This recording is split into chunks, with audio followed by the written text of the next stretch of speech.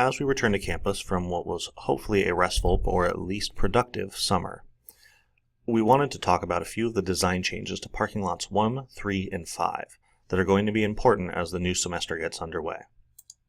Over the last year, we've spent a lot of time talking about the parking lot layouts and the traffic flows on campus in order to address what seems to be an ongoing issue for traffic accidents on Pecos Road and for congestion during the busiest times of day on campus itself. In order to understand better how traffic flows and whether or not we have sufficient roadways and sufficient parking, we hired a traffic engineer to come in and study what the demand was at the peak periods of day. What are the greatest number of parking lots that are used at any point in time? Where are pinch points where cars are getting congested? As those conversations continued, a lot of the focus came down to parking lots 1, 3, and 5 on the east side of campus. Now, in order to explain some of the things that were discovered and to walk through some of the changes that we've made to start off this new semester, I'm going to simplify this image and turn it on its side.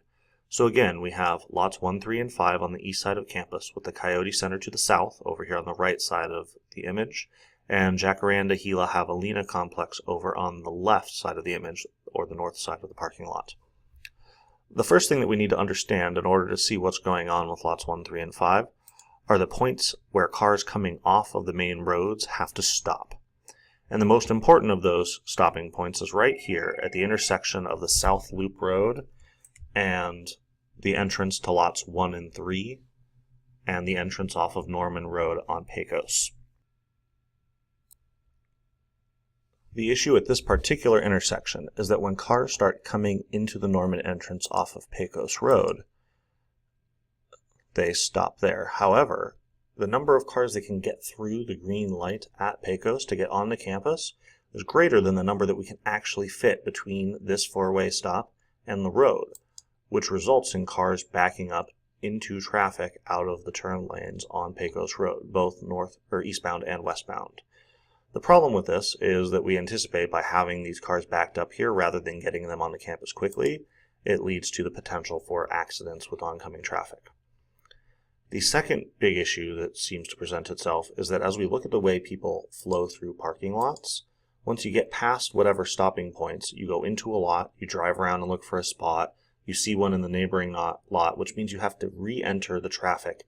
in the circulating road outside with the traffic coming on and off campus. You have to add to that congestion in order to get to a neighboring lot to find an open spot that you've seen. So in order to address these two issues, we've taken a number of steps that really changes the way the cars flow in this part of campus so that we can see whether this, again, addresses those issues that we're looking at. The first thing that was done was that we removed the islands between lots 1, 3, and 5, which should allow traffic to flow back and forth freely between the three lots, moving into parking spaces without having to go back out into the main circulating pathway and add to the congestion with the cars that are coming from the main roads and leaving campus at the same time. The second issue that we were trying to solve, the backups onto Pecos Road, was solved by closing the South Loop Road and the entrance to lots 1 and 3, making the primary entrance to the east side parking lots the spot between lots 3 and 5.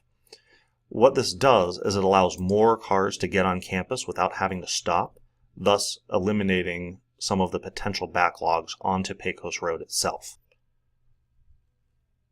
Now, as we look to understand whether or not we've succeeded in getting cars off of Pecos Road and getting cars to move more efficiently through campus, a lot of the focus is going to be on the spot between Lot 3 and Lot 5, where the primary entrance to the east side parking lots is going to be. So we really need to see whether we're efficiently getting cars off of the main circulating road and into the lots, and conversely out of the lots and back onto the circulating road and out to campus. In order to